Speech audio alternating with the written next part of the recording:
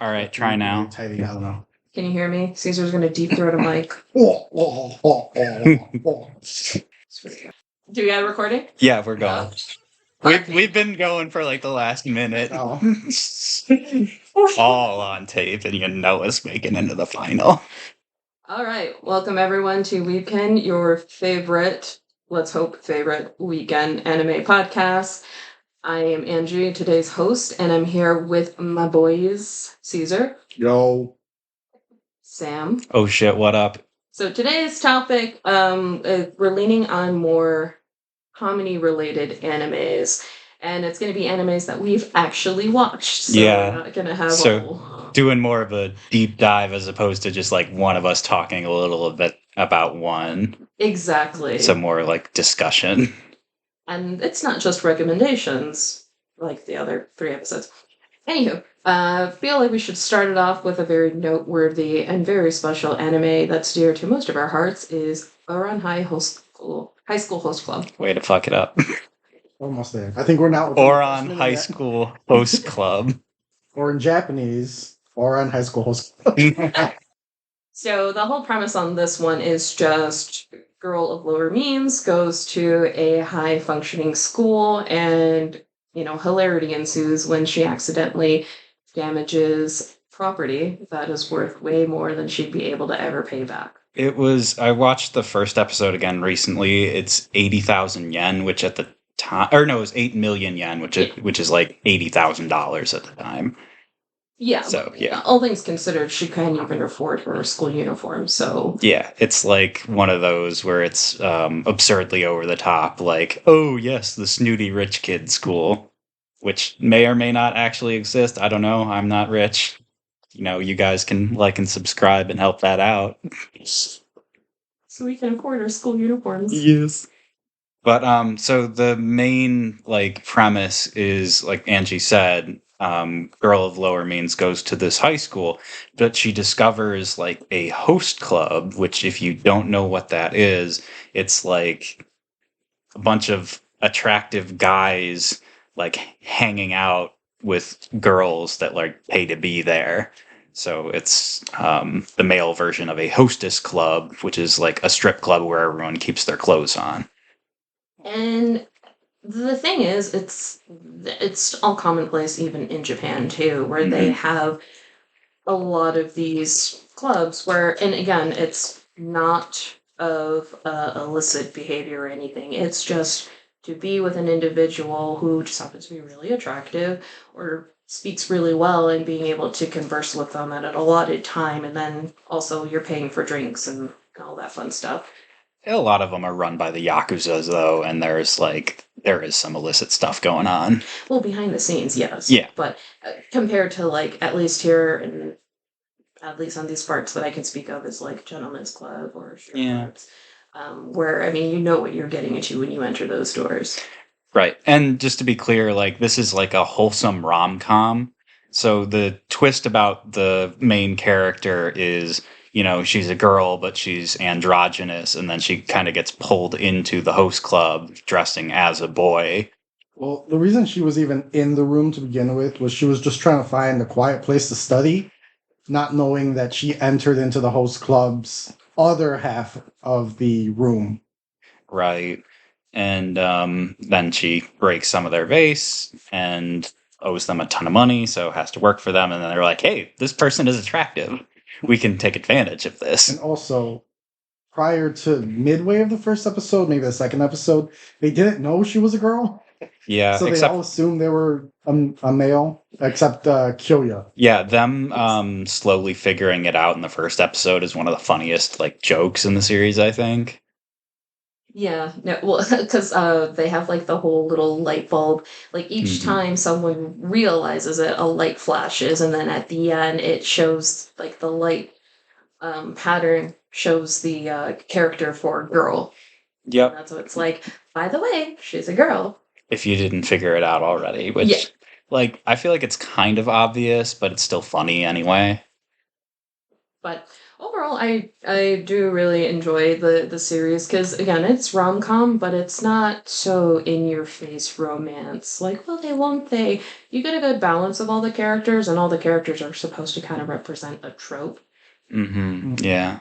It's like you've got your strong silent type, you've got your like boy Lolita, which I guess is more like a shota, but they didn't really have that term at when they were dubbing it, I guess, or it wasn't as familiar in English. And then you've got your twins who do yaoi, which is kind of fucking weird. Wincest. Yeah, No, twincest. Wincest. Yeah, a good 10 years before Oshi no Ko. Maybe for another like a psychological episode or something, we can talk about that. I mean, it is a great show though. It is. But oh god, all of the twincest memes. I know we touched base on it on the last episode too. Correct me if I'm wrong. We did, yeah. But anyways, back to the story with Ouran. Yep. And so yeah, we mentioned those guys. You have Smart dude with glasses. Yeah, I would say Megame or however. Yeah. The glasses trope. Sound like he's the prince type. Yeah, the princely That's what type. he claims himself as. I mean, he very much is the prince. Yeah. But then, you get to see them interact with all the girls, but then, like, they're also trying to sort of, like, win the main character Haruhi's heart. Like, it is kind of a reverse harem. Which was mentioned by the little girl in, like, episode 6. Oh, you mean the manager girl, Renge? No, the sister of the creepy guy. Oh, okay. Cheery foot. Yeah. I don't know. It's like you get the benefit of like they're all super rich, so they can do like all this crazy stuff. Like they can have like a ridiculous like indoor water park that's very like over the top. Or That's at a different place. The water park isn't at the school. It's right? Yeah. Yeah, but they like do a whole bunch of ridiculous stuff, and the school itself is like a European style castle, basically. Well, and there's constant reference to it, with how he just being like, oh my god, I can't stand rich people. Just because I dig that as someone who also can't stand rich people. I mean, if I could live the life of luxury like they could, I mean, I'd be down, Fair. But that being said, I just enjoy like the zaniness and how they can necessarily justify some of these like wacky themes because it's like, oh, we can afford it. It's no big deal. Yep. Speaking of affording, the thing that Haruhi wants the most being in the host club is just fatty tuna. Yep. She never gets. Yeah, I know that bugs me so much. I feel just wants fatty tuna. I hope she gets it in the manga. Like it's not a full adaptation, but Get my girl some fatty tuna. Justice for Haruhi. Justice for Haruhi. Fatty tuna. Well, okay, I feel like this is another one that could easily like get a good remake, and they could do like a full adaptation, and it would be really good. Because there are 25 episodes, and it is solid on its own, but it is kind of dated, and there's a whole bunch more material that they didn't adapt back then. Even now, it still fits into the world now with Haruhi's dad being a crossdresser. Yeah, her dad is also a cross-dresser. Yeah. So it's just like runs in the family. It's very like it was very progressive at the time, I feel like, because Haruhi's very much about like it's not about, what gender you present as, it's just about who you are as a person, which is like very like wholesome, especially for like anime, because I feel like Japanese like cultural standards towards that sort of thing are really not great a lot of the time, especially in anime. Yeah, there can be like some interesting ways to represent LGBT plus. But yeah, to your point, that it is pretty good in sense of how it projects, I don't know projects, but like just represents. Because again, you've got Haruhi's dad, who's not only just bi, but also cross dresses. You have the students at Lobelia. Who are openly lesbians, yeah. Yeah, well, I was at least the main, I forgot her name, but like the main girl for the Lobelia Academy's like acting trope. Like Lobelia.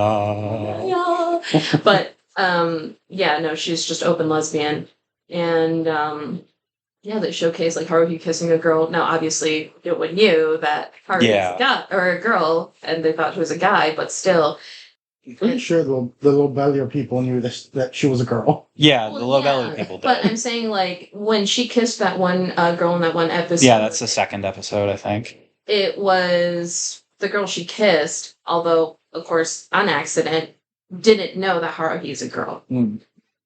Okay, so big question. Who's your favorite host, not including Haruhi? Haruhi. Not including Haruhi, because I got this. obviously she's ready? the best. Haruhi. Scrub. I would have figured you would have said Tamaki.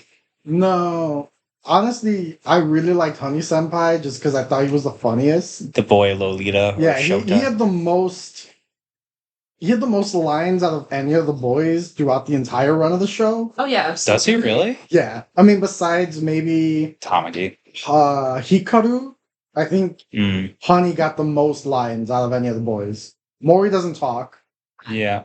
I would say I actually kind of like Mori, maybe because he doesn't talk. You too like much. the big, tall, silent type, a little bit like your husband. I would say, "Have you met my husband?"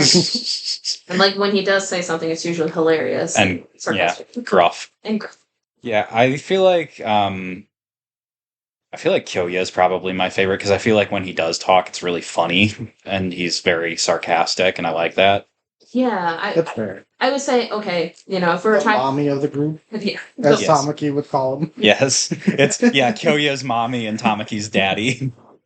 you do definitely like your mommies there, Sam. Of course, of course. Well, definitely he would take care of you though. You think Of about course. it because he honestly operates like it's a club, yes, but he still is making money off of it. Yeah, and he's actually, like networking with all of the girls' families and like all the major Exactly. families in Japan or whatever. and he like legitimizes like their activities and stuff like that. So like everything's above board, and I actually do enjoy like the episode where he pretty much goes out of his way to prove to his dad that I actually vested you by buying the company and then giving it back to his dad. Yeah, I do really like his arc. I think most of actually, I think Hyoya, the twins, and Tamaki have like pretty good character arcs. I don't really think Honey or Mori really have great arcs, but maybe they do later in the manga. In the manga they do, but they really don't in the anime, which is kind of sad, but Yeah. Yeah, besides Honey's, like the last episode where Honey and Mori are fighting Kyoya's dad's family guard, because of course they are. Yeah. That's like their only big scene. Yeah, Kyoya's family has a Private police. private military Yeah. police force with 100 officers, because that's a thing. Also, Honey being the short, chibi, lowly type, is for whatever reason like a karate master. Yes, that's one of my favorite jokes. It's like the gap moe or whatever. It's just so he can best Mori in a fight too. Yeah, because this is what the episodes where Honey Senpai's brother comes to try to challenge Oh him. yeah, I forgot about those. I don't know. It's like, but I thought the twins arcs were actually pretty like good and detailed as far as they go into their characters and their insecurities as people, how they're like everyone else is just kind of walled off from them, and then Haruhi can like immediately tell the difference between them and like sees through their facade. And I thought that was pretty well done. Yeah, I don't think they really established on their episode who the little girl was who actually was willing to, or who was actually able to tell the difference. I thought it was hinted that it was Haruhi somehow. I think it's hinted, but I don't think they actually outright said it in the anime, at least. Yeah. And then, of course, you've got Tamaki, who's like the main love interest, even though it's a reverse harem, and he's got his whole thing where he's like a half Japanese, like bastard child, and he's got to come to terms with that, and they try to marry him off, and blah blah blah, and then she goes after him, and yay! And then happy ending. And then, by the way, guys, I'm also a girl too, and that's just kind of like accepted. And like the last episode, And spoilers. it's like, go read the manga. But she was always a girl. You knew he was a girl. No, and the final episode, You mean when they're having that ball or whatever, like after they rescue him, Tamaki, sorry, and she's just dancing with him on the dance floor in a dress, and it's just like no one even goes like, oh my god, she's a girl this whole entire time. I feel like it was pretty obvious to most other people, and it's just like they just kind of let it go. Meanwhile, all the girls who have like been going to her as a host are just like, I'm a lesbian now. Yeah. Oh, I should say, like, maybe should have started with this, but this came out like mid 2000s. It's a Bones adaptation, Studio Bones. But this would appeal to anyone who's a fan of Kaguya-sama, which is a more recent rom-com and very popular. So anyone who's seen that and enjoyed it would also like this. I think it's on Crunchyroll, but is also on Netflix. That's where I've been rewatching it, and 100% watch the dub. It's a classic one, real good. Ignore any like stuff about the cast you may have heard. That's just a whole other discussion that's not really worth getting into. It's one of the few Funimation dubs that are actually really good, really solid. It's one of the solid early ones. I feel like nowadays, basically all dubs are at least serviceable. They can be. The only thing is that sometimes, and again, we can go on another topic some other time about like voice acting in the industry, but sometimes some of the actors just get used so often Yeah. that you correlate a voice with the character. I feel like that was more common like 10 years ago, and now they have like a wider pool to tip into. And Yeah. they like get in new people more often now than they used to. Like I would just remember for a while in the 2010s just hearing like Monica Rial and Jamie Marchi and like everything. Well, that's all. Because most of it came from Funimation. Right. So Monica Rial and Marchi, they're higher up in Funimation. Yep. The only thing that would be different might have been Viz Media, which had their own cast. Yep. Yes. Bang Zoom does dubs. Sentai, who owns High Dive. High Dive dubs are really hit or miss. Like they're either like really good or they're just totally flat and the audio quality is not great. They're better than they used to be though.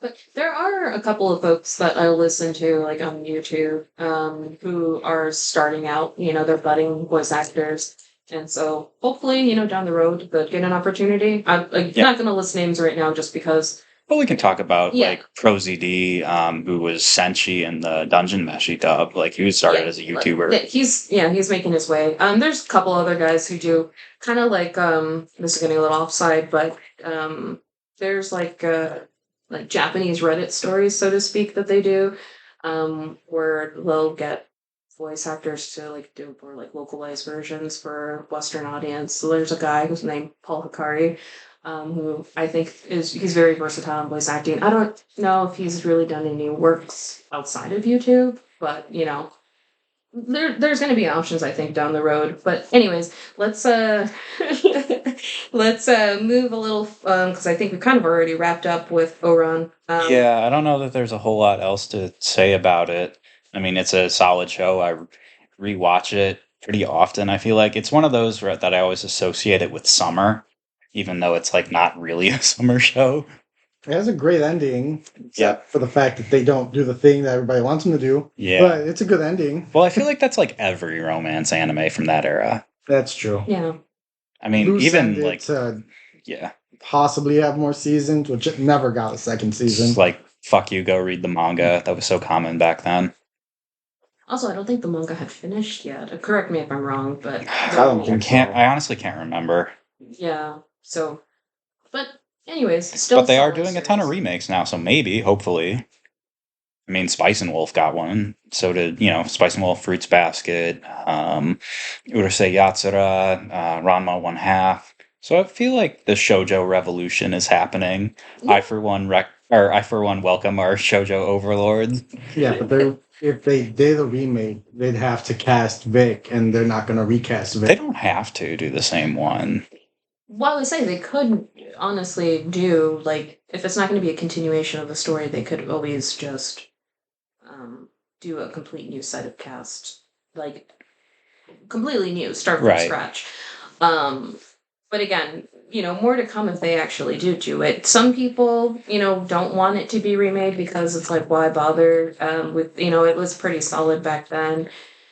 It all also depends on like on the company side too. Yeah, the manga publisher is the one who does the anime production committees. But I feel like Spice and Wolf and Fruits Basket were solid and obviously Urusei Yatsura is a classic. But, okay, side note: Rumiko Takahashi has made a pretty decent amount of like solid like stories. Right. So I mean, I can see why her work gets rebooted time and time again. But again, I think it really also depends on the production company and who would they be willing to partner with as far as like animation company and all that. But anyways, let's transition outside of Ouran High and Into the smut business. yeah, get into the little saucier side of comedy and romance. Go for the classics. Speaking of classics, my fellow men of culture would understand Golden Boy. Oh yes, the totally based OVA from 1995. Solid series. So with Golden Boy, the whole premise of this is pretty much a Ronin student. So we've got Kintaro Oe. I was like, I can't remember his name. Kintaro is a 25-year-old student who is just about to finish law school when last minute he decides, you know what, I don't want to do this anymore. Drops out and decides to travel through Japan and just do a bunch of like different part-time work. And then from there, through his experiences, which he writes down in his handy dandy notebook, he kind of learns a little about different types of life and backgrounds. Yeah, it says he's a student of life, but he's just like writing down random shit in his notebook and learning along the way. The term they use is freeder, which like doesn't really have a direct translation. That's why they use that. I feel like the old like meaning of slacker from like the 90s fits the best. There is like an ironic term which I mentioned earlier, which is Ronin. So like a wandering samurai. Mm-hmm. They use that now more on an ironic level, because you're a wandering person. Yeah, the subheading of Golden Boy is wandering student. Yeah, and it's played for laughs for sure when he interacts with some people in his day-to-day life, especially hot babes with fantastic jiggle fizz. So jiggle physics. Jiggle physics. So getting into the meat of the series, this is a pretty like in your face ecchi comedy, lots of boobs, lots of sex jokes. It's just kind of classic toilet teenage boy humor. And it's drawn in the old 90s anime style, which is just amazing. Yeah, all the old cell animation and like all that. And it's just like hard line with more of a realistic take. Which, side note, the last episode, because there was only like 6 episodes. Yeah, the meta one about anime production. I loved that. That was one of my favorites. And it ties it nicely because it does all the other interactions he had with the prior 5 episodes kind of tied together. Yeah, I guess we should like kind of go in order. So like, which is fine. I just wanted to point out that it was funny how meta it was with we're talking about animation, and it's like they do touch base on that. There was the one joke that I loved where it's like, never fuck with an animator's desk, and then they have a picture of like an actual animator's desk from the studio that produced it. Oh, I thought that was hilarious. As a artist and crafter myself, I can attest to you, do not mess with my office desk. Everything's in a place for a reason, even though it looks chaotic. But yeah, so if we're gonna go in order, the first episode being the IT episode. The IT episode. The computer or programmers. Programmers, yeah.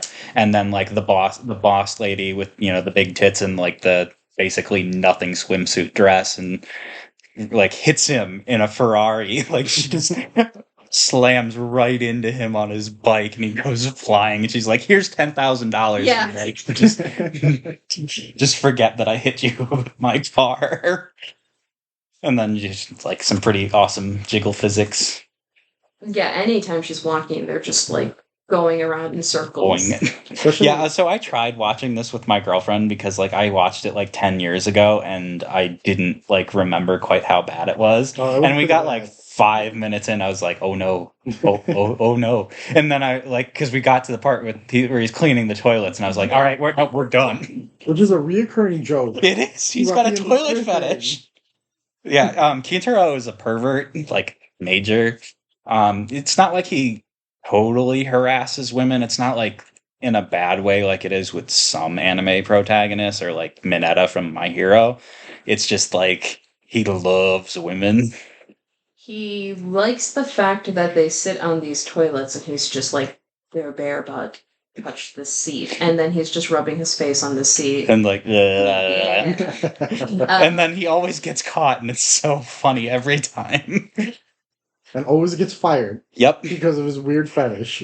Well, I mean, he got fired from the computer company because he totally fucked them over because he accidentally turned off the server. But he did make them program, which was better than the one they worked. Yeah, so I think that's like the key to what makes it like not just funny, but like actually a good show where it's like, yes, he's a pervert and kind of an idiot, but he's also like a good guy. He's very capable. And Yeah. I think that's kind of established at the end of the first Yeah. episode where it's like he wants to learn about something. He learns as much as he can about that thing or particular task. Yeah, he's like earnestly trying, and he's always nice to basically everyone. That's also something like he's not like yes, he's a jackass, but he's not like like an asshole.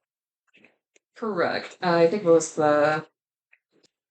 I'm trying to remember if that was the second or third episode where he's at the noodle place. Oh, that's the third one with the Yakuza. Mhm. Yeah. And in that one, you truly get to see that where, with the owner of the noodle shop's daughter is Conflicted. having conflicted feelings about, getting married to this guy who actually is part of the Yakuza. And just trying to scam them. And is trying to scam them out of their property. But, in this case, Kintaro's trying to do his best to approach the guy, not aggressively, but pleading with him, like, please don't do this. These guys are great guys. Like, I don't care what you do with, to anyone else, but not these guys. And it's also revealed that, like, he's I think a karate master, and he actually... Yakuza guy. The The Yakuza guy, just to make sure. Okay. No. Kintaro's a karate Also master. him, but we don't know that until the end of the episode. Right. But, like, he punches him and then feels really bad about it. He's like, oh, man, I shouldn't have to, like, use these skills to do that sort of thing. But, like, it's because the other guy was such an asshole to the girl. Well, because in the middle, since I just saw it, it's still fresh. Since the Yakuza guy also claimed that he was a master at karate, that's why I brought it up. Oh, okay. He also said that he was a master of karate and a certain branch of the Yakuza and could off him if he needed to. And Kintaro is like, that's the only reason he like took him seriously. Yeah. And I mean, but that also goes back to what I was saying earlier, where it's like he learns all these tasks and trades and usually doesn't necessarily perfect them, but he does well enough for being a newbie at particular tasks. Yeah, I think like when he's learning how to make noodles from the old man, like he's very like nice about it and he wants to learn how to do it right, and he's like, oh, this guy's so good, and like he's just like he's a good guy, and that's what makes the show watchable. Like, yes, all of the really embarrassing ecchi parts, which are really funny, but I feel like if it was just that, it would not be as good as it is. True. Especially that bike scene. Going on. Oh my god, I love the bike. Well, actually, I love the bike race. The bike scene where she's just like revving it is a little bit much for me. No, that's great. Anyways, what were you going to say, Caesar? Sorry. Saying the fact that, yes, he's learning and he's new at everything. That's the whole point. He takes on part-time jobs to learn things. The one of their main customers at the noodle shop said that the first batch of noodles was bad. Right. And then throughout the episode, at the end of the episode, the guy's like, I don't like your old man noodles anymore. Bring back Kintaro's noodles. I feel like he was just making a joke and being nice because he knows the old man because they're friends. But still. But yeah. But it's a really good compliment. It's basically saying that his noodles were good in the end. Yep. So And then, so it's like, okay, so the first episode is computers. The second one is the politician's daughter. The third one is noodles. Fourth one is swimming, I think. Yep. Yes. Fifth one is biking. Sixth one is anime. Yep. I would say we kind of glazed over the second one, but the second one was actually pretty good too. It was, yeah, that was pretty funny. Only because, we've got, girl of higher means kind of mocking him and being like, no one will do anything because of my daddy. And my daddy is like this high noted or like noted name because he's a mayor, I think. Well, he's the mayor, but he also like owns all the businesses in this city basically and employs and the Yakuza, which is like for the 90s in Japan is like pretty ballsy to like make fun of how like corrupt a lot of like cities in Japan actually are. Like in Kobe especially, like the Yakuza own everything. That is true. Yeah. Very true. But it's funny to know that Kintaro is just like, yeah, I know she's playing me, Yeah, that's the just big has daddy reveal. issues. Like Yeah. Yeah, because it's in his notebook that she steals. Mhm. Which he gets back at the end. Yeah, she thinks she's messing with him, but Uno reverse card. He's just playing along because he's not like trying to. I mean, obviously, like he's into her because she's pretty, but like I feel like he's trying to help her in some way, or at least he thinks he is. Yeah. And he winds up actually helping her. Which is true, like especially when he gets his ass beat at the end of the episode. Yeah. It gets her to kind of come to realization that, there's genuine people up there. Episode 2 really felt like an episode of GTO or Great Teacher Onizuka. Oh yeah, Yes. that's another classic comedy that I need to rewatch. It's like, is he a Yakuza or former Yakuza? He was a former delinquent. Former delinquent, Yeah, that's a what it Yankee. is, who becomes a teacher, for the girls, and then winds up being like an actually good teacher. And Steve Bloom, who played Spike in the Bebop dub, is Onizuka in the Great Teacher Onizuka dub, and it's, like I said, one of the classic comedies up there with Golden Boy. I said we should have put that on the list today, but Yeah, but it's like It's really 24 long. episodes? Actually, it might even be longer than that. I don't remember. They both have great swimming episodes. Oh, yes. Oh, yeah. Oh, yes. we already talked about the third episode, which was the noodle place, but then so then we also have the fourth episode, which is the swimmer. Yes. Oh my god. It was so fucking funny. Like, he auditions to be a swim coach and doesn't know how to swim, and you see him, like, struggling across the pool. I was fucking dying. If you've ever seen a random anime clip online of some guy swimming horribly and at the end giving the dopest like thumbs up face you've ever seen, it's Golden Boy. Because people always want to know what that clip is from. Yeah, It's Golden Boy. I'll see if I can link it in the description of the video, just because it's so goddamn funny.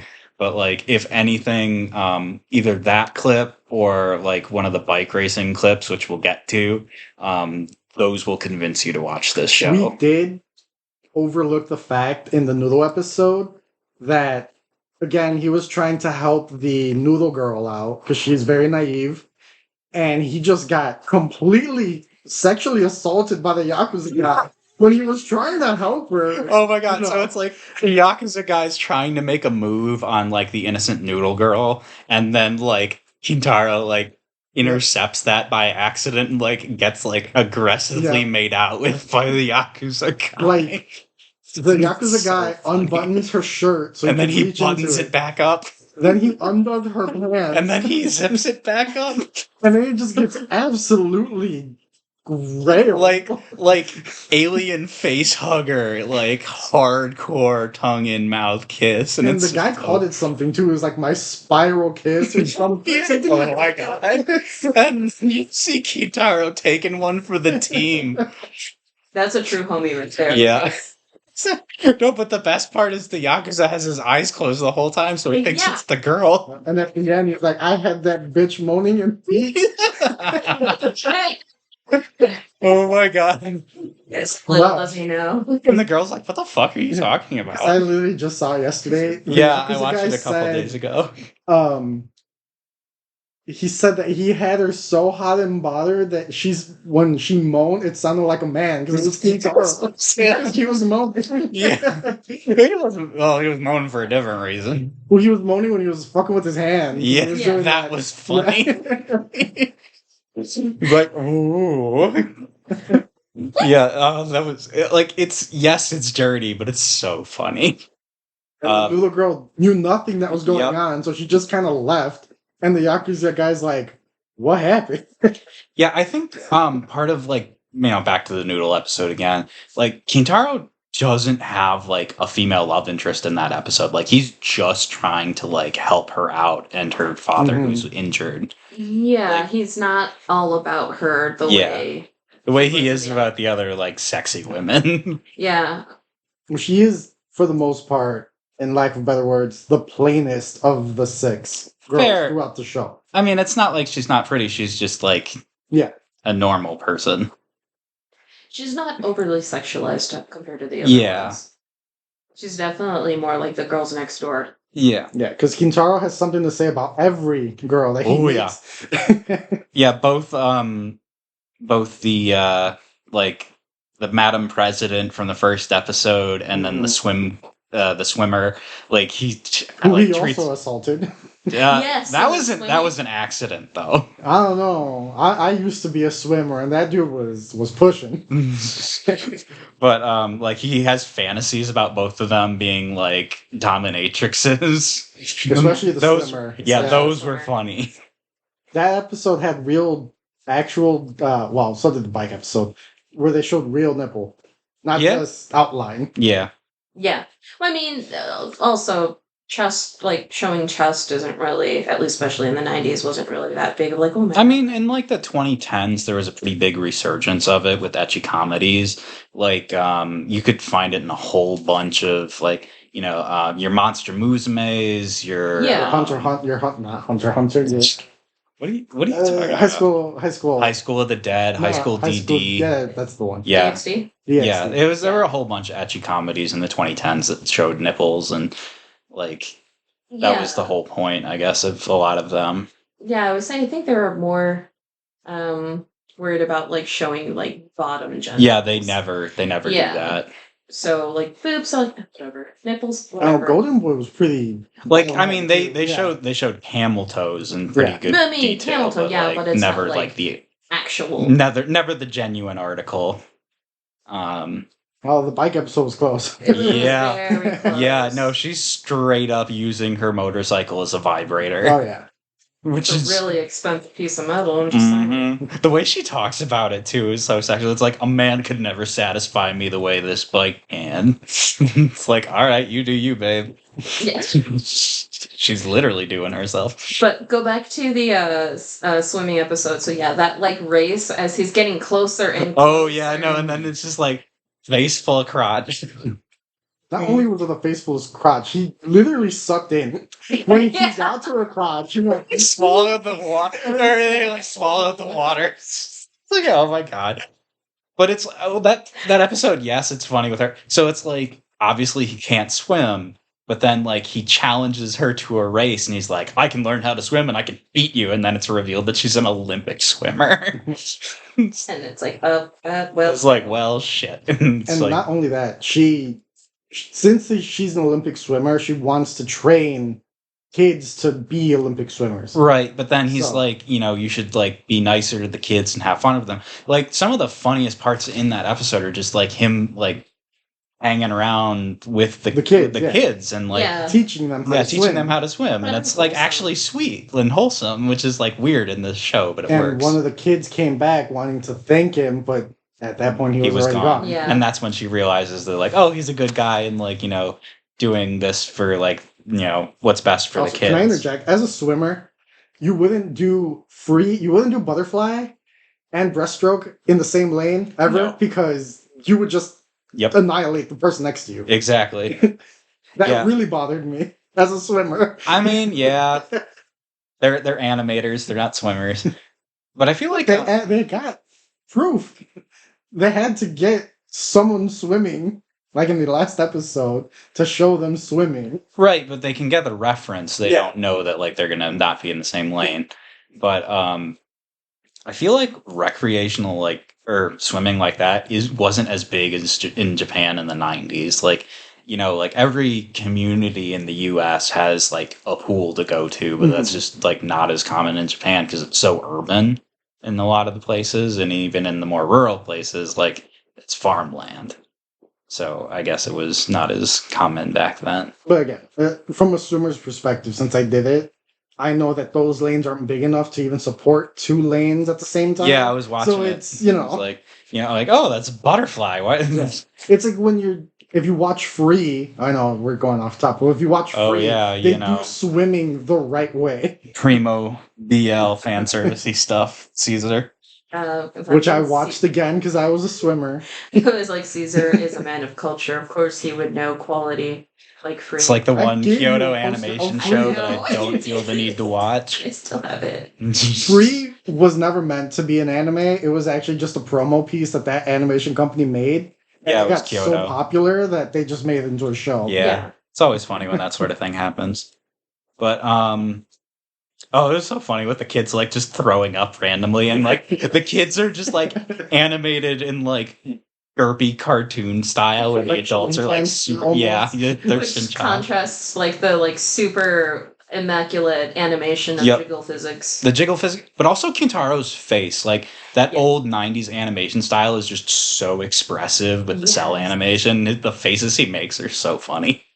Like the because they're always keyframes, and they always zoom in for the keyframe. It's not just it just has more impact than like modern digital animation for the most part. Like there are a couple other shows that do it well, but like that was like it was very very nostalgic. I feel like just rewatching it. Yeah, I kind of miss that style. It was so good. But okay, so we've gone through a good chunk of them. We're talking about the 5th episode. Yeah, I think we can just like, because we've spent a good amount of time on it, so we can just like go a little quicker through those. But like racing the biker chick. Yeah, that's what I wanted to bring up. So goddamn funny. Just because he's got a regular bike. Like, which is the other bicycle. clip you've seen online. If you didn't know where it came from, it's also Golden Boy. Yeah, he's biking on the telephone poles. Or on the like literal high wires. Yes. Yeah. Oh, it's so funny. And then he like goes off like a section of the highway that's like under construction, and it's like, oh, is he gonna make it across? And it's like, no, not even close. No. But then like the woman on the motorcycle like cuts off a Porsche and is like, yes, people who drive Porsches have small dicks, and then she cuts him off and he's like, move over, pencil dick. And it's like the dub is so great. It's so funny. That's one of the reasons why Kentaro even kept up, was he used like a hook, like a grappling hook to hook onto the spoiler. Yep. Mm-hmm. Just to catch up. Yeah, so good. To the car. It kind of just stopped being a thing. Oh no, the car, like, because they went on did the turn, the turn. Yeah. Mm-hmm. But also, because they went to like part of the road that was closed off because it was under construction. The car didn't want to follow. But yeah, that episode's just really funny because for the first part, he's like at a like really ritzy like it's Japanese nobles house. Yeah, like was it a noble's house or was it like a traditional inn? I thought it was a traditional inn. Traditional inn. Yeah. But it's like he's like trying to be like so proper, and he's like, oh yes, I must do this graciously, and he says that after like every single thing. It's like, oh, I'm sorry, graciously. And the main girl, who's the bike girl, is like the daughter. Yeah, and she's like prim and proper, super prim and proper until she like leaves and dons her like motorcycle skin suit and like masturbates with the motorcycle twice in the same episode. Yeah, in the beginning. Yeah, it's like when she does, and then there's like whoop, and she does the wheelie. Yeah, that's a good one. That was one of my favorites. I think that and the first one. Yeah, I think they were also like my favorite of like the women, the love interests. I would say, she was probably one of my favorite of the love interest. I do love the first one, Madam President. I do like my big titty blondes. I do very much enjoy it, and I know we've already mentioned this on the sixth one, is just that it brings all the characters from his previous episodes together, and they all help with, like, at least, it wasn't like completing an animation, but like preparing it. It was for getting the it ready screen. for a screening, yeah. Yeah. One thing we didn't mention that Kintaro leaves at the end of every episode. He thinks he did bad, so he just kind of leaves. But then everyone realizes fired how and great he leaves. was, and they're Yeah. like, no! And then they're like, yeah, the women, or at least some of them who hated him, are like, oh no, but he was great, and I want him. And Like, he never left his contact info, so they could never reach him. I mean, like, he's, basically homeless, so Yeah, it's he like just- there's Yeah. no way for them to contact him, and cell phones weren't a thing back in 1995, or at least, Yeah, they were Not still doing fair. ping phones and stuff. Yep. And again, it's not like he's a NEET, which is, the opposite of, Mhm. where they don't have no work, no employment, no education, no training. In this case, he always finds work. He's willing to work. He just doesn't have an actual physical place to call home. And just yeah. But yeah, I do like that. And even kind of going back a little bit, and I want to move on to the next anime, but in episode 4, when he does that competition with, like, trying to have the swimming competition, he does technically win, quote unquote, at the end, because the Olympian swimmer realizes that, he kind of bested her in business. Right, he had, like, a better way of teaching the children, like, how to swim, and Yeah. she was much more forceful with it, and, like, he the was... children actually had fun with Yep. Kintaro, unlike the other ones. And she realizes, like, oh, that's why I became a swimmer, because I loved it, and it's like... And Yeah. his teaching methods were picked up by the other coaches Mm-hmm. because they saw the kids having fun. Yep. And their statistics actually went up with his teachings. Yeah, just wanted to point that out. Yep. But Super good show. One of the classics. Absolutely holds up. Walk with the windows open in front of a playground. Watch with your significant other. Do it. watch it Windows your open. mom. Oh, God. Yeah. She'll really appreciate those jiggle physics. Still enjoy Daddy. Especially in episode 6, they were just going, man. They were Going hard, man. and the toilet fetish, of course. What's her name? Yeah, Shimoneta is the next one. So yeah, Quality. speaking of quality etchy, so Shimoneta, or the boring world without the concept of dirty jokes, or at least it's something very close to that. So it's sort of like set in the near future in Japan, where the prudes have taken over and passed laws banning all smut and forms of, like, sexual, like, expression. So basically they're trying to, like, shield the kids. It's like Chastity. the far right. They're wearing chastity belts. Yeah, they are. And they Chastity necklaces? Chastity Bracelets. chokers. they have, like, Chokers. monitors. No, because They have chokers They and have chokers bracelets. and bracelets. But it's basically, like, monitoring, so they don't do anything lewd, and it's like, the save the children people have won in this series. That's the premise. But then you have the main dude, Tanukichi Okuma, which is a joke of a name, because tanukis in Japanese mythology have huge balls. Like, that, Yes. it's just a thing. and his father was a terrorist. A dirty Hero, joke yeah. terrorist. A An dirty arrow joke terrorist. Yeah, and so he goes to a new school because he's trying to, like, live that down, and he's obsessed with this super pure girl. And then he meets this other girl who happens to be another dirty joke terrorist named Blue Snow, which I feel like should be some kind of joke, but I've never gotten it. I would Is it? say maybe in Japanese. Maybe. But Ayame is her. Ayame Kajo. Yeah. So, It's not.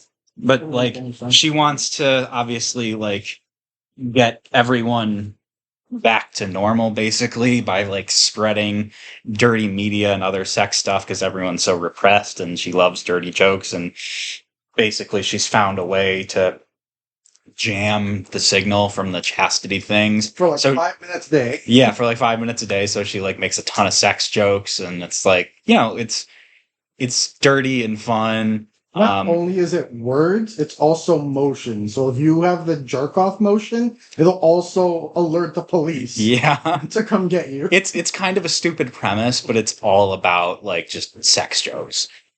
So it's like a lot of ridiculous stuff, like they wear panties on their heads and like, what's going on over here? What am I missing? I was just asking what the name of the white-haired girl was. Anna? Yeah. Yeah, there's also like one of the best yanderes in anime in it, Anna Nishinomiya, who's like the pure girl that the main character is initially obsessed with, and then she becomes obsessed with him in a very sexual way. Her parents are the ones who lead the restrictions. Yeah, so she's basically. super repressed, and as soon as she gets horny, ooh. But see, the biggest reason why they're doing that is because they don't want her to be horny?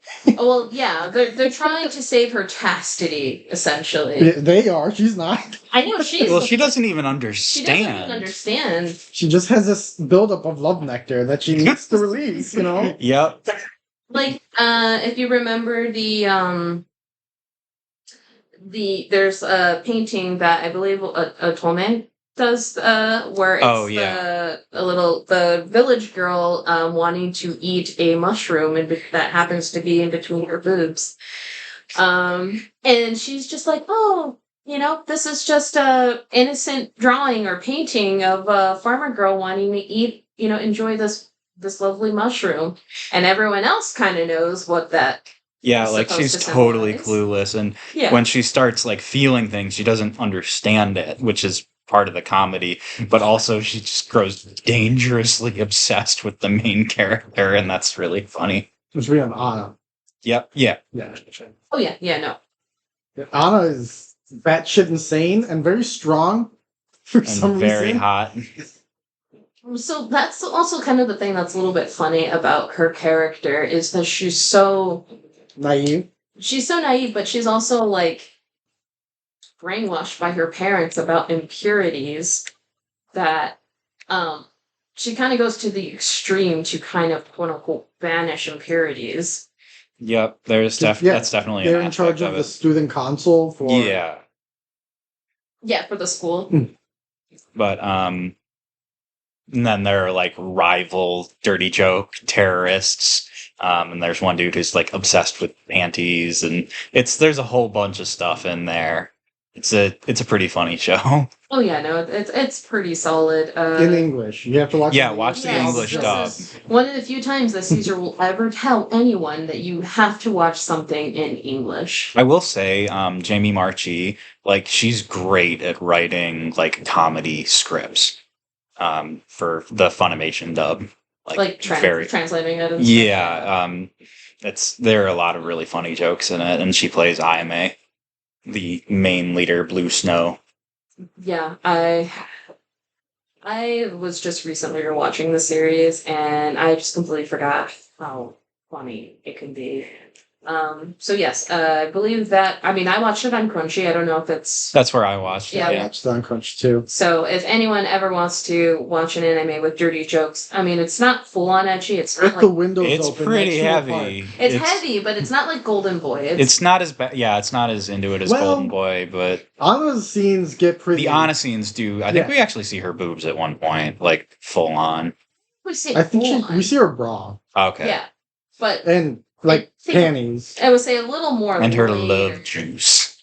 I feel like. Oh, wait, before we get off this topic, how do you guys feel about yanderes, just in general? Like, are they hot or not? I would let them destroy me. I would let them ruin my life. So I can continue to fuck them. I want a girl who will literally just kill me. It's like, you're showing all these red flags. Looking for you, that's my favorite color. I love that. Red flags, I mean, like, green. Some people are like, yeah, yanderes are stupid, like, whatever. And it's like, yeah, but it's fiction. Who gives a shit? Is she a yandere? Yeah. Oh, yeah. Oh, yeah.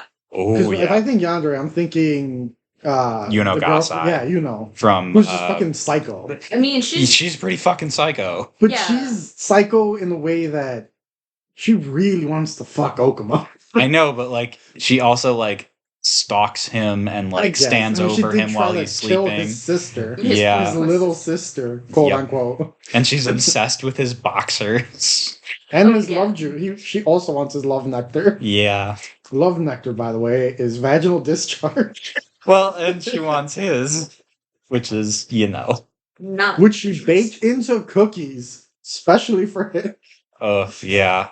It's like, it would be gross if it weren't so funny. Like, I mean, that's like the appeal of Yandere's. It's like someone who's like crazy and in love with the main character. It's your And fault.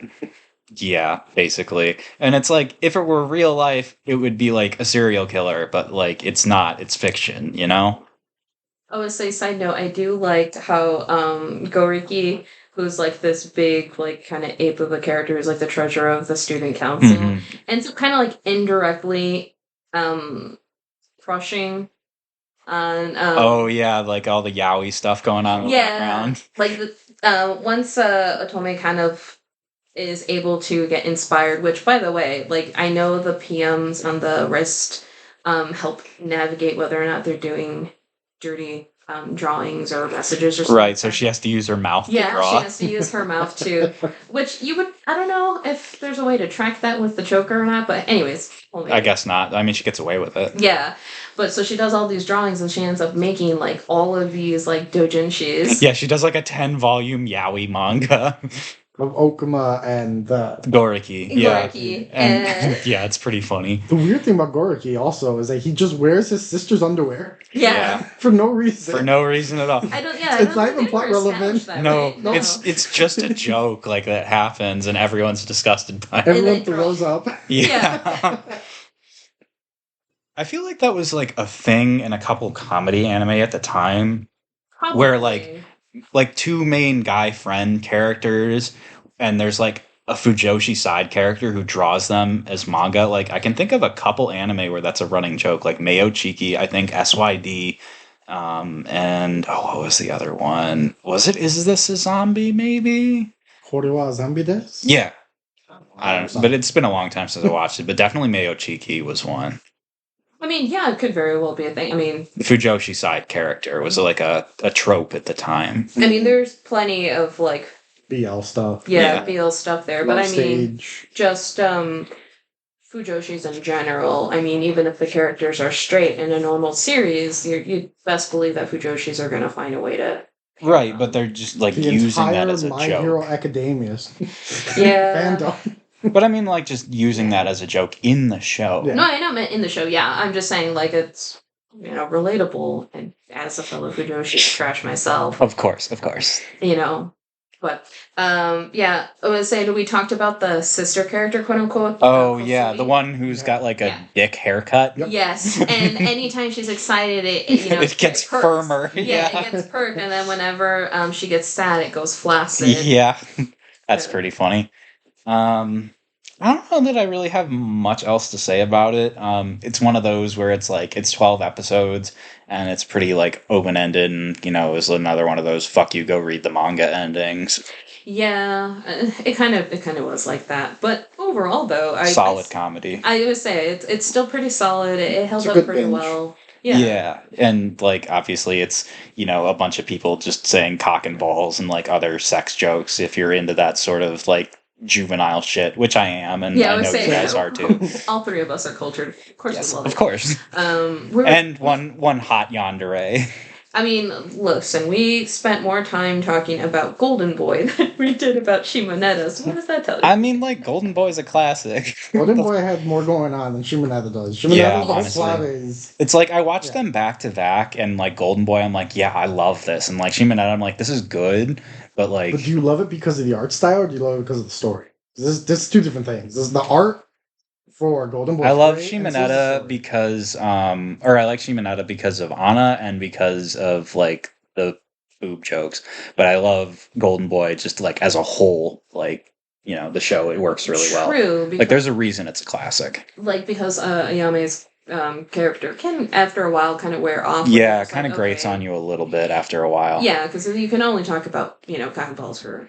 And it's like I just want her to get together with Okuma. Like that's like their chemistry together is good, I think. Yeah, and I guess we forgot to mention Okuma actually, once he realizes that Anna is Fucking insane. he slowly loses interest in her. Yeah, because- That was his love interest. Yeah, his and then- love interest was more of the fact that she represented. Yeah, he had her on a pedestal, and as soon as that came crashing down, he realized that he was actually in love with Ayame. But he had the chance. He had plenty of chance Oh, yeah, yeah. he did. to get that bag. 100%. It's like, you kind of wonder if he fucked her, would, she go back to normal, or would she get worse? She'd probably just get worse, She'd knowing probably what get it worse. feels like to be fucked. I think in the manga, obviously nothing happens between them, but, she goes back to normal once, they get rid of the decency laws.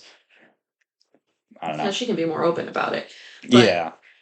I would have said if they ever hooked up, I think it would have gotten worse. And in fact, especially if they hooked up and it doesn't lead to anywhere. See, Could you imagine? yeah, She would be all devastated. Yeah. For, all for chastity belts and probably to the extreme. Probably. Yeah. I think it would be funny though, if the daughter of the super conservative politicians got pregnant. But then I think that happens in real life. Sarah Palin's daughter and Lauren Boebert, their children had teen pregnancies and nothing fucking happened. I feel like it would be funny in the show, but in real life, they just kind of throw it under the rug. Yep, they stay hypocrites and that's it. Yeah. But I mean, it isn't to say that it doesn't happen in real life, but yeah, I don't know. But so Shimoneta's solid, not perfect, but a fun watch, fun binge. Yeah, I mean, it can get repetitive after a while. After 12 episodes? Yeah, something like that. But yeah, I think one of the reasons again why we liked Golden Boy was that there was a little bit more variety. a bit more variety, and it's only it's an OVA, so it's only 6 episodes, so it doesn't stay out its welcome. Yeah. So, It Golden being Boy 6 episodes helps it maintain its, yeah, its Golden charm. Golden Boy solid 9 out of 10. Shimoneta maybe 7. Okay, that seems fair. That's my personal ranking. I was saying then Ouran's 11 out of 10. I'm joking.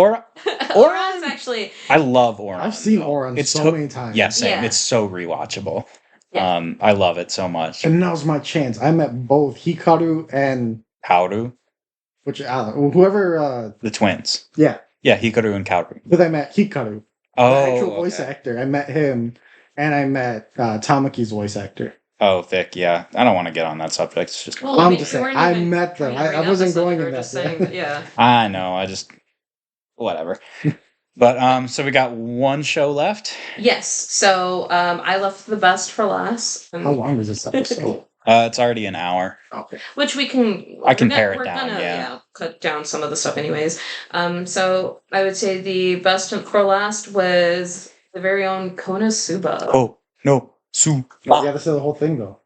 KonoSuba Rashi. No. No, No. you gotta say God's blessing on this wonderful no, world. the Japanese one. Well, then you say it. Subarashi Fukuwo Sekai. Sekai Fukuwo. See, bitch, you couldn't even finish it all in one. Yeah, no. If you're gonna try and correct her, at least do it right. No, I do Bitch. my own thing. Bitch. But Konosuba is literally just that. Yeah. It's just shortened of whatever. Yeah, it's the shortened version of KonoSuba Rashi, blah blah blah. But it's God's blessing on this wonderful world, and it's a parody of isekai. Mm-hmm. Yes, but you know what? I think it's done very, very well. I mean, you've got our very own Our guy, Kazuma. I would say our very own true man of gender equality. Kazuma. Yes. Man of culture, man of gender equality. True gender equality. Yes. But Kazuma, who Master hand model. who dies, with the thought that he was going to save a girl from Truck-kun, and really what it was Tractor-kun, who was not even Oh my close god, to that them. was so funny. So he dies from shock, and he also soiled himself. I mean, it's like most people do when they die, Yeah. but the way they just did it and that, it was so funny. The way that they presented it was Mhm. just not only did you die from just shock, the girl was nowhere near endangered, and you pissed yourself in front of everyone. Yeah. Oh my god. And he was a neat loser. Neat, for anyone who doesn't know, means not in education. employment or training. I mentioned a little bit earlier with Golden Boy. Yeah, I just figured like if someone's not familiar with that term. So like I said, it's a parody of isekai where people, die and get sent to another world. And so when he dies, he meets this goddess, Aqua, and she's basically making fun of him before he goes to this fantasy world. And he gets to pick one like bullshit cheat skill, like you get unironically in other shows. But he gets so pissed off at her for making fun of him. He's like, all right, I want you to come with me. She's like, what? What? No. And then she winds up having to go with him to another world because he's that fucking petty. Yeah. Honestly, though, it was deserved. I do not like Aqua, really, as a character. I didn't initially, but she grew on me. Is that her world, since they worship her in that? Sort of. I mean, like all the gods have their own world, but, like, they worship them directly in the world he goes to. Like, Eris is worshipped, too. Yeah.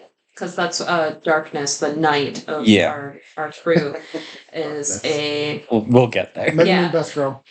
No, Darkness best girl. Megumin best girl. Darkness. Nope. Kazuma's best girl. Actually, Kazuma's best guy. I love Kazuma. Look, gender equality, he's included in best girl. So, Shimbolsuke best girl.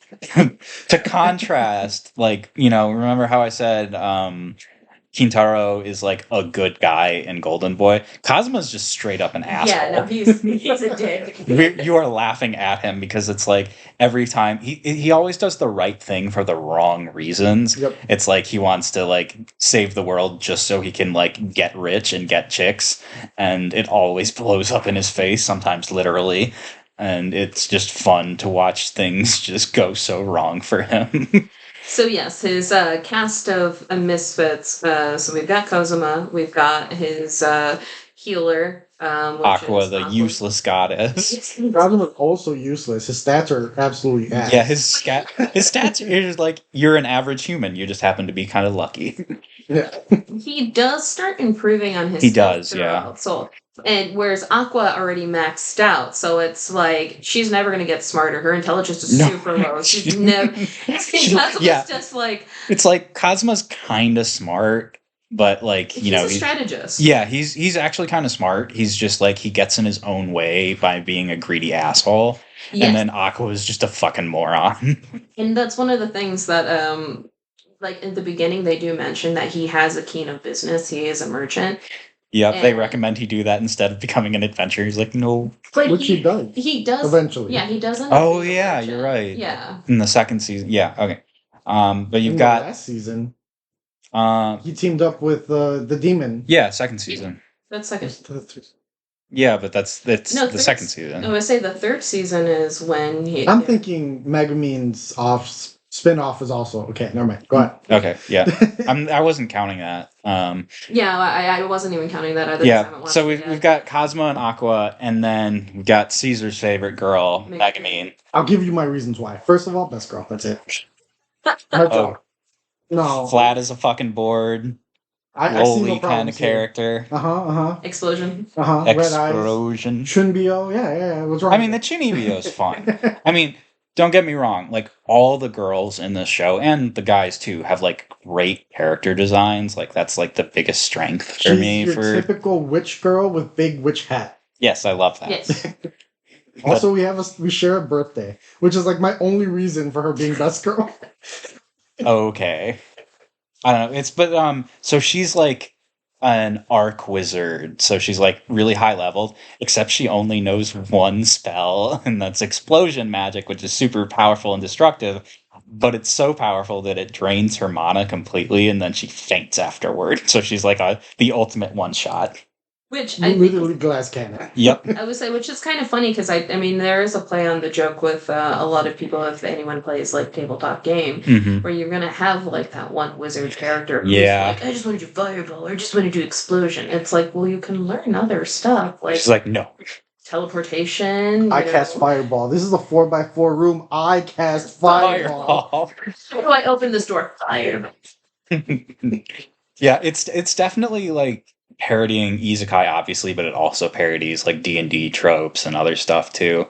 As far as like comedy and parody goes, it's pretty well written. Yeah, no, Because of yeah. this.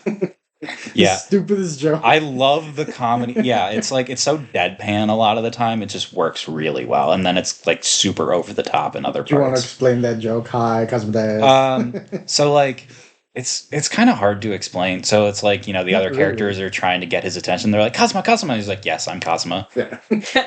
It's just It's dumb. well, it's like a classic kind of slapstick joke. Like if you watch Airplane, and it's like, someone's like it's like, I'm trying to remember the exact line. It's like someone's like something about a hospital, and it's like, what's a hospital? It's like, oh, a hospital is a place where people go when they're sick. It's like kind of an anti-joke almost. It's such a dumb joke that works perfectly for Yep. his kind of comedy. Yeah, I will say, so like the dub is okay, but I think the sub for Konosuba is way better, Oh, yeah, just it's because way of how expressive the voice actors are. Especially Cosmo and Aqua, I think. Well, and actually, all four of the main cast. Mm-hmm. Darkness is just fucking Oh masterful. God, Oh yeah. my They're god, safe. yes. Darkness is my favorite girl. So she's the knight of the character. Yeah, of she's the the crew. She's the tank. tank. The tank, yeah. So she's like a crusader, and she's like secretly like a spoiled rich girl, but she's also like a Latina. huge pervert. La Latina. La Latina. So like the thing is, so in like hentai, there's this whole thing where like, rich noble girls get like defiled by like the enemy generals, and it's like kind of a trope. And then Darkness is like, she fantasizes about that shit. She wants to be Yes. defiled and Yeah. ridiculed and everything. Mhm. And it's like Cosmo wants to do that to her, but like he's Even too he much of thinks a it's wimp. weird. What? Even he thinks it's weird. Yeah, he gets a little Yes. weirded out by it. I think was it when and I know it's probably jumping ahead, but when Veneer takes control of Darkness's body, and it's From like me, Oh, yeah, yes. the he's face. Yep. he's trying so hard to like be like, oh, all the things I'm gonna do to her, and she's like, what kind of things? All like he's like, this is kind of exciting you. I don't like this. Yeah, no, it's like she's weirding out. She always weirds out the bad Which guys, is like, hilarious. and It's the a good joke. the Dullahan guy too. Oh yeah. Yeah, and she's like, oh, he's gonna do terrible things to me, and he's like, what? No, you're not. What are you talking about? Also, she can't hit anything to save her life. Yes. Oh my god. She is terrible at swordplay. Yeah, it's like she has really like strong like defense and strength, except like she could not hit water if she fell out of a boat.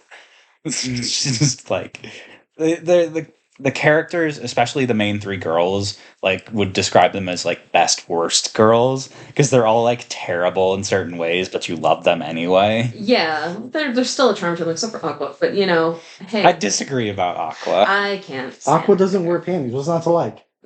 She's got Schrodinger's She panties. really does. Also, Aqua's the only girl that Cosmo can get it up to. Because he tried. Yeah, that's true. He Oh, yeah. stated it. He states it Yes, a lot. he's like, I Well- smelled her hair at night and all that stuff, and he's just like, I can't. I stay flat. I think, well, I mean, like later on, like Cosmo and Aqua develop like a sibling like relationship it is very much Yeah. a sibling-like relationship. because it's like they're both like greedy shitheads, and they're just like perfect like sibling energy. Like when Cosmo gets like, I guess like attacked, assaulted by all of like the female orcs, and he's just like, he's like total PTSD. Like she's just like comforting him, and like in the more serious scenes, like she actually like supports him, and like Yeah, I can get by that. That I am okay with. I just like as a character in general. I don't. As the story goes on, him and Megumin tend to have more of a relationship. yeah, it's romantic. like Yeah. I mean, there's like tension between him and Darkness too, but like it's clear that the author wants Cosmo and Megumin Best together. girl. They're the That's main. why. Best girl. I think with Darkness, it's more lust, if anything. I think it's a lot of that, but I feel like there's also like some amount of like actual attraction there. Yeah, I don't really feel as much of a romantic attraction personally. Not romantic. Yeah, but not attraction. romantic. Like, yeah, okay, yeah, like, physical attraction. Yeah, there's that. I do think one of the funniest jokes in the entire series is in the second season where Darkness is describing her like ideal guy, and he's like a total scumbag, and then you just look and it's Cosmo. Yeah. I was gonna say, I thought you were gonna say your favorite joke is that Cosmo keeps commenting on her rock hard abs, and she's like, "I don't have abs," and he just beats the shit out of them. Yeah, that's really funny. She's like, I don't want to be described as like not like a muscle bound. Yeah. Oh yeah. That was like the caravan thing, right? Or Yeah. something like that. Mhm. Yeah, because she's like They're attracted to your rock hard abs. What was it? One of the girls I like, she was more of a supporting character, but Wiz. I love Wiz, I yeah. love Lich? Wiz. Yes. Yeah, she's the Lich. Like Not Yun Yun. purple character. Yeah, Okay, all yeah, the characters are like color coded, which is like another, just good character design that makes them all like differentiated. But like, yeah, Wiz is she was a former hero, and then she like was killed and turned into a Lich by the Demon King. But she's like A good Lich. she's technically a general, but like only like in name only. And like she just tries to be like a good person, but she's just like so clumsy. And I just like love that about yeah. her, though. She's so adorable. Yeah. And she means well a lot of the times. Basically, yeah, and then she's like known as the destitute shopkeeper because she cannot run a business to save her life, and it pisses off the demon Veneer so much. It's so funny. So he's She's pretty the much one running the it. shop. Yeah. Like she was running it into the ground, and then he came in and took over. And sold all of Cosmo's ideas. Yeah. Yeah, that's the other thing. It's like it's kind of a trope in isekai to like Bring take back modern stuff, yeah. ideas and like sell them in the fantasy world, which probably would work if you could do it. But I feel like they actually do it in an interesting way in 'Cause I think KonoSuba. he sold lighters was one of his main things. Yeah. Selling Yeah. lighters. Mm-hmm. And then Kotatsu's using kind of like, I think, was it like mana stones or whatever? To Yeah. keep them warm underneath, Mm-hmm. which I would probably buy that. Yep. Solid. Yeah, and it's Should get like Kotatsu for a hit. I think yeah, the main kind of appeal to KonoSuba is it's kind of like a sitcom where it's like, you just what kind of stupid shenanigans are the main characters going to get up to next, and like, the kind of shit they get into, and they're all kind of idiots, and watching them fail and like somehow come out on top anyway. One of the things I find funny about Konosuba is that Megumin's entire tribe, they all have dumb names Yes. because the person that created her tribe was a weeb from our world. Yeah, that He was so made funny. a fucking tribe of Chunbios. Yeah, they're all Chunibios. And they all only know like one dumb spell each. Yep. And like they all like are super over the top, and like Cosmo like introduces himself the way they do. And they're like, "Oh, you know how to introduce yourself." Like Because he's just playing along with the bit. Yep. He thinks it's a bit. and it's not. They all take it seriously. I will say I haven't watched the full spin-off. Like I watched a couple episodes and was like kind of on it, but Yeah, I haven't even watched the spin-off yet.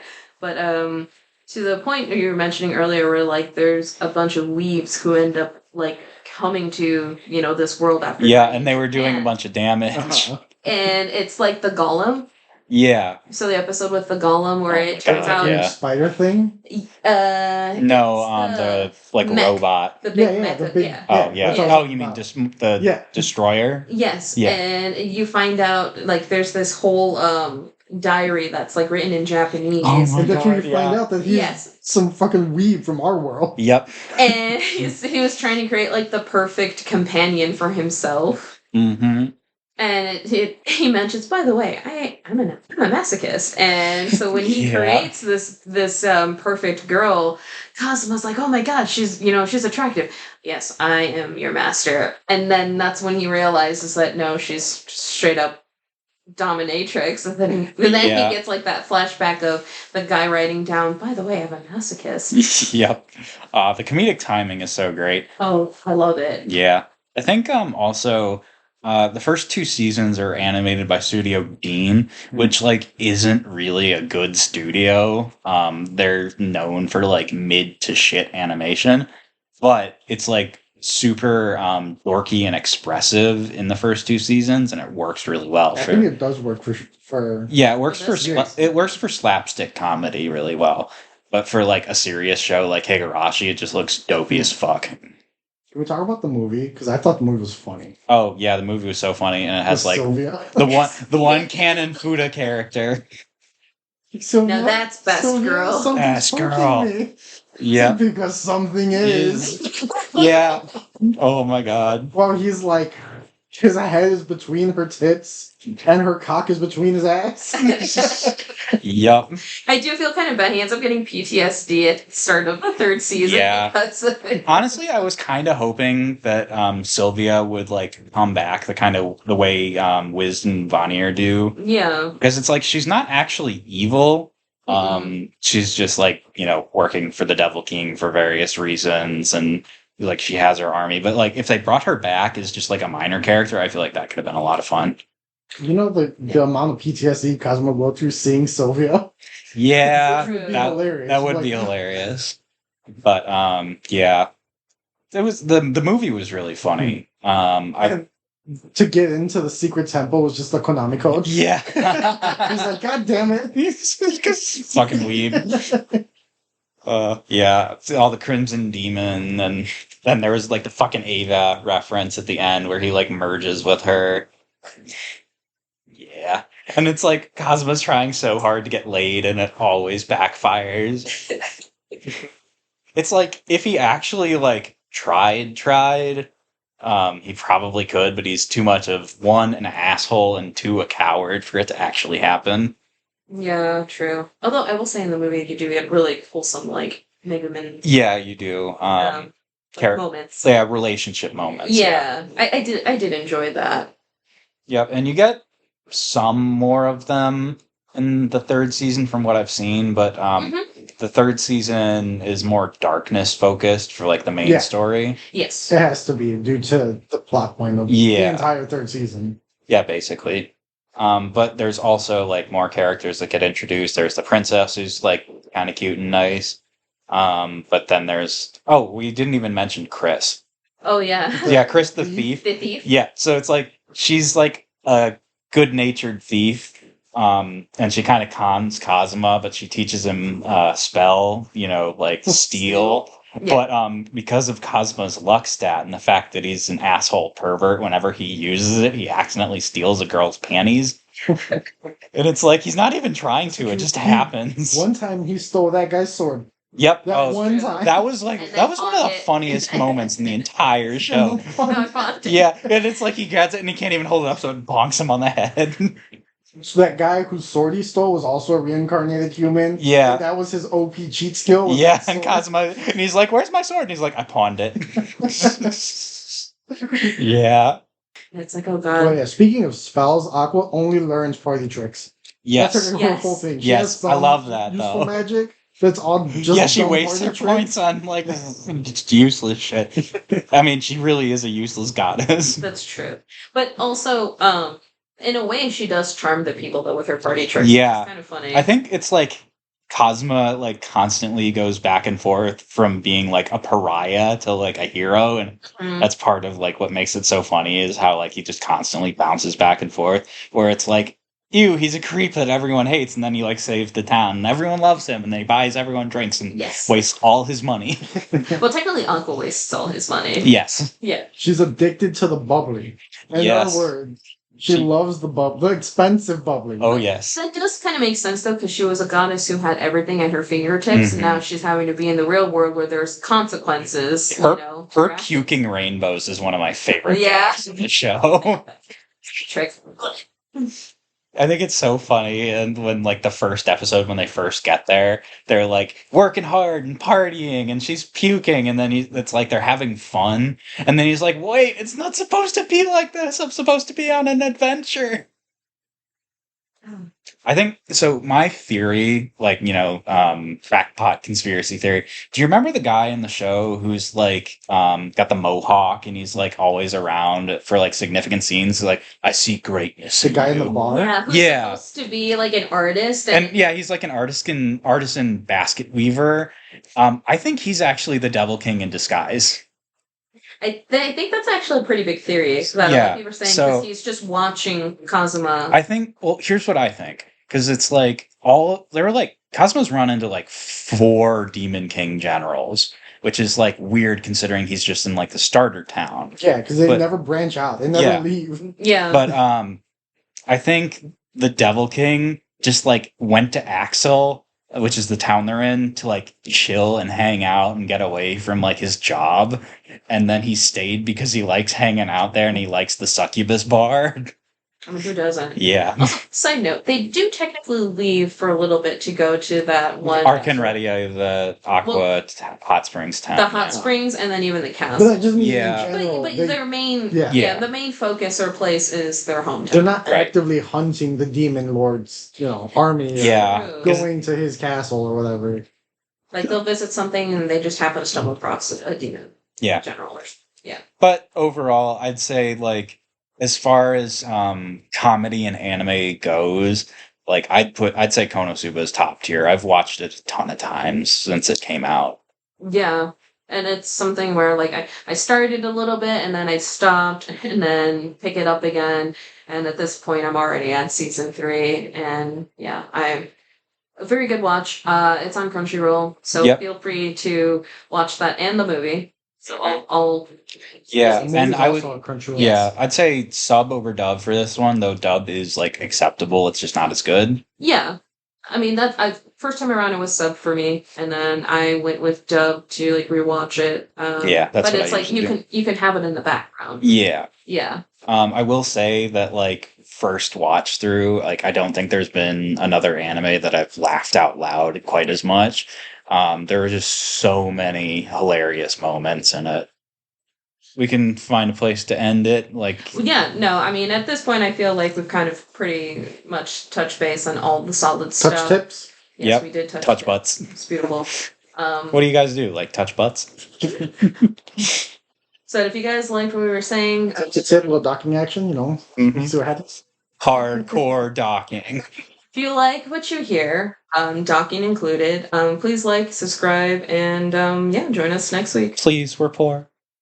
I can't afford more anime figures, You guys but I getting keep paid buying for them this? anyway. What? You guys getting paid for this? I wish. Yeah. Like, subscribe, correct us in the comments if we got anything wrong, start fights, engage that algorithm. Megumin's best girl. Don't forget. Darkness is best girl. Nope, wrong. Big titty Wiz. blondes. Chimosuke. Okay, I do love Wiz. If I could get a figure of Wiz, I would. But it's like $200. Please like and I just got subscribe. Big Please of like and Megumin. subscribe so I can get my $200 Wiz statue. Yeah. All See right. you later. We can- Bye, guys. See ya. Touch tips.